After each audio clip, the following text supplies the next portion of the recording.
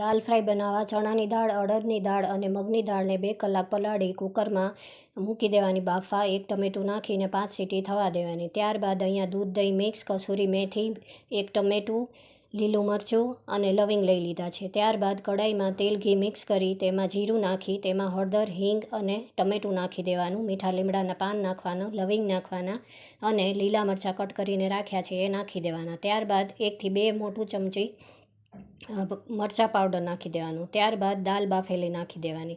ત્યારબાદ સ્વાદ મુજબ મીઠું અને ગરમ મસાલો નાખી દેવાનો. ત્યારબાદ દૂધ, દહીં મિક્સ કર્યું છે એ નાખવાનું અને કસૂરી મેથી હાથેથી ક્રશ કરીને નાખી દેવાની. ત્યારબાદ સ્વાદ મુજબ લીંબુ નાખવાનું. પછી તેને અલગ રાખી અને બીજા વાટકામાં બટર અને ઘી લઈ તેમાં જીરું નાખી, હિંગ નાખી અને ઉપરથી 1 થી 2 મોટી ચમચી લાલ મરચું પાવડર નાખી દેવાનું. તો રેડી છે આપણી જૈન ઓનિયન ગાર્લિક વગરની દાલ ફ્રાય.